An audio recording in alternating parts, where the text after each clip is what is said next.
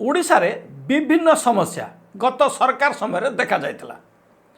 ଯେଉଁ ସବୁ ସମସ୍ୟାକୁ ମୁଦ୍ଦା କରି ବିଜେପି 2024 ନିର୍ବାଚନ ଜିତିଥିଲା ବୋଲି କୁହାଯାଇପାରେ।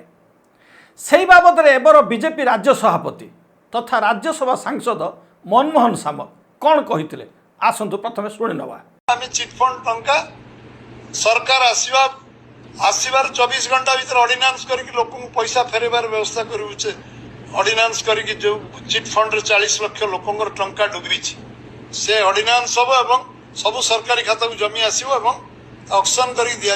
ହଁ ଆଜ୍ଞା, ଏହାକୁ କିଛି କହିପାରନ୍ତି ଯେ ସରକାର ବିରୋଧୀ ଖବର, କିନ୍ତୁ ନା, ଗୋटे ଗଣମାଧ୍ୟମର ଦାୟିତ୍ୱ ସରକାରକୁ ସଚେତନ କରାଇବା, ସତର୍କ କରାଇବା, ପରାମର୍ଶ ଦେବା, ବିଶେଷ କରି ନିର୍ବାଚନ ସମୟରେ ଦେଇଥିବା ପ୍ରତିଶ୍ରୁତିକୁ ମନେ ପକାଇବା ମଧ୍ୟ ଏକ ସଚେତନ ଗଣମାଧ୍ୟମର କାର୍ଯ୍ୟ ହେବା ଆବଶ୍ୟକ। ହଁ ଆଜ୍ଞା, ଏବେ ଆସିବା ମୂଳ ବିଷୟକୁ। ଏବେ ସରକାରର 2 ବର୍ଷ ପୂର୍ତ୍ତି ଉତ୍ସବ ଶେଷ ହୋଇଛି। ସରକାର ନିଜର ପ୍ରଶଂସା ସାଉଣ୍ଟୁଛନ୍ତି, ନିଜର ଭୁଲକୁ ବି ସୁଧାରିବାର ପ୍ରୟାସ କରୁଥାଇପାରନ୍ତି, କାରଣ ସେହି ରାଜନୈତିକ ଦଳ ସେତେ ସଫଳ ଯିଏ ପ୍ରତି ମୁହୂର୍ତ୍ତରେ ନିର୍ବାଚନ ପାଇଁ ପ୍ରସ୍ତୁତ ଥାଏ। ଏହି କ୍ରମରେ ଆଜି ଆମେ ଯେଉଁ ସମସ୍ୟାକୁ ଆପଣମାନଙ୍କୁ ଜଣାଇବାକୁ ଚାହୁଁଛୁ ତାହାକୁ ସରକାର ବି ମନେ ପକାଇବା ଆବଶ୍ୟକ, କାରଣ ନିର୍ବାଚନ ସମୟରେ କଥା ଦେଇଥିଲେ ସରକାରକୁ ଆସିବା ମାତ୍ରେ ଚିଟଫଣ୍ଡ ଟଙ୍କା ଫେରସ୍ତ ଦେବେ। ଲୋକେ ଭରସା କଲେ, ଏବେ ନିରାଶ ହେବେ ନାହିଁ ତ? ବଡ଼ ପ୍ରଶ୍ନ। ହଁ ଆଜ୍ଞା, 13 ବର୍ଷ ହୋଇଗଲା ତଦନ୍ତ ଚାଲିଛି। 2013 ଜୁଲାଇ 9ରେ ସରକାର ଘଟଣାର ବିଚାର ବିଭାଗୀୟ ତଦନ୍ତ କମିଶନ ଗଠନ କରିଥିଲେ। ଚିଟଫଣ୍ଡ କ୍ଷତିଗ୍ରସ୍ତଙ୍କ ପାଇଁ 300 କୋଟି ଟଙ୍କାର କର୍ପସ୍ ପାଣ୍ଠି ଘୋଷଣା ମଧ୍ୟ କରିଥିଲେ, କାରଣ ଆଗକୁ ଥିଲା 2014 ସାଧାରଣ ନିର୍ବାଚନ। ତତ୍କାଳୀନ ବିଜେଡି ସରକାର ମଧ୍ୟ ଲୋକଙ୍କ ପାଇଁ ଏଇଭଳି ଏକ ଲଲିପପ୍ ଧରି ପାରି ହୋଇଗଲେ ନିର୍ବାଚନ। ଏହା ମଧ୍ୟରେ କମିଶନଙ୍କ କାର୍ଯ୍ୟକାଳ ବିଭିନ୍ନ ସମୟରେ ବୃଦ୍ଧି କରାଯାଇଥିଲା, କିନ୍ତୁ ଚିଟଫଣ୍ଡ କ୍ଷତିଗ୍ରସ୍ତଙ୍କୁ କ'ଣ ମିଳୁଛି ଆପଣ ଜାଣନ୍ତି। ମାତ୍ର ଖର୍ଚ୍ଚ ହୋଇସାରିଲାଣି 6 କୋଟି 19 ଲକ୍ଷରୁ ଅଧିକ ଟଙ୍କା।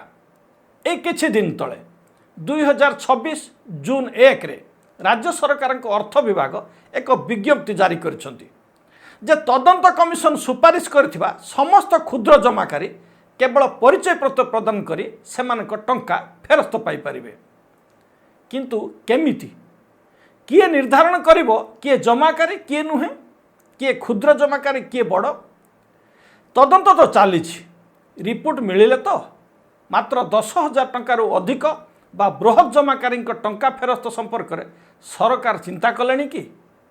2019 ଡିସେମ୍ବର 11ରେ ପ୍ରକାଶିତ ସଂଶୋଧିତ ବିଜ୍ଞପ୍ତିରେ ଜମାକାରୀ ବଦଳରେ 10,000 ତଳକୁ କ୍ଷୁଦ୍ର ଜମାକାରୀ ଓ 10,000 ଉପରକୁ ବୃହତ୍ ଜମାକାରୀ ବୋଲି ଉଲ୍ଲେଖ କରାଯାଇଥିଲା। କମିଶନ 4,97,844 ଜଣ କ୍ଷୁଦ୍ର ଜମାକାରୀଙ୍କୁ ଚିହ୍ନଟ କରି ସରକାରଙ୍କୁ ଜଣାଇଥିଲେ। ତଦନ୍ତ ପ୍ରକ୍ରିୟା ଚାଲିଥିଲା ବେଳେ ପ୍ରାୟ 2100 କ୍ଷୁଦ୍ର ଜମାକାରୀ କମିଶନଙ୍କ ଜରିଆରେ ସେମାନଙ୍କ ଜମା ଟଙ୍କା ଫେରସ୍ତ ପାଇଥିଲେ।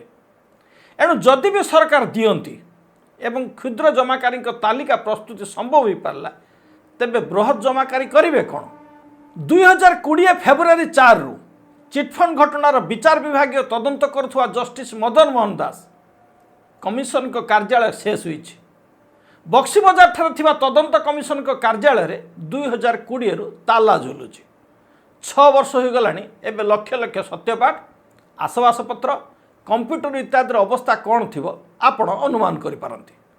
ବହୁ କ୍ଷତିଗ୍ରସ୍ତ ଜମାକାରୀ 2013ରେ ସତ୍ୟପାଠ ଦାଖଲ କରିନଥିଲା ବେଳେ କମିଶନ 2018 ନଭେମ୍ବର 13ରେ ସାନି ବିଜ୍ଞପ୍ତି ପ୍ରକାଶ କରି ସତ୍ୟପାଠ ଦାଖଲ ପାଇଁ ସୁଯୋଗ ଦେଇଥିଲେ, କାରଣ 2019ରେ ଆଉ ଗୋଟିଏ ସାଧାରଣ ନିର୍ବାଚନ ଥିଲା।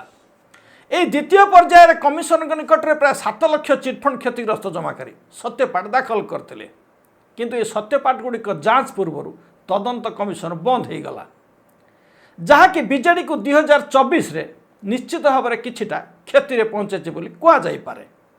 ସେହି ସୁଯୋଗକୁ ହାତଛଡ଼ା କରିନଥିଲେ ବିଜେପି ନେତା। ନିର୍ବାଚନ ପ୍ରଚାର ସମୟରେ କହିଥିଲେ ସରକାର ଆସିଲେ ଚିଟଫଣ୍ଡ ଟଙ୍କା ଫେରି ପାଇବେ। ରାଜ୍ୟ ସଭାପତିଙ୍କ କଥା ତ ଆପଣ ଶୁଣିଛନ୍ତି।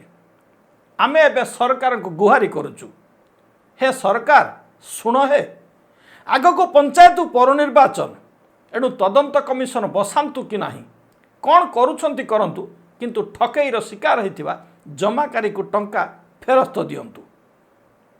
एठार आम अन्य दिग केवल सूचना देवाक चाहूँ एबे केउठी जो माने लुटी थिले लोकंकर कोटी कोटी टंका अनेक जेल बाहर पुणी थरे एस आराम रे जीवन काटुचंती। तत्कालीन विरोधी दल भी प्रतिश्रुति दे भोट नहीं सरकार रे बसी बेस खुशी अछंती मात्र बिचरा जमाकारी एबे भी नीरव आखिरु नुहली गाड़ुचंती। सरकार को प्रश्न कुआडे गला जबत होइथिबा शह शह कोटी टंकार संपत्ति जदि राजस्व नाही बिकी दियो सेमानकर संपत्ति कोर्ट को सरकार अनुरोध करंतु नचेत ए सरकार भी सेमिति भुगिबे जेमिति भुगिला बिजु जनता दल।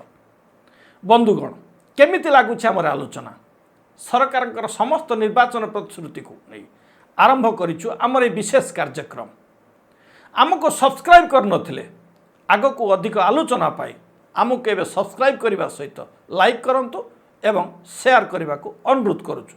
धन्यवाद।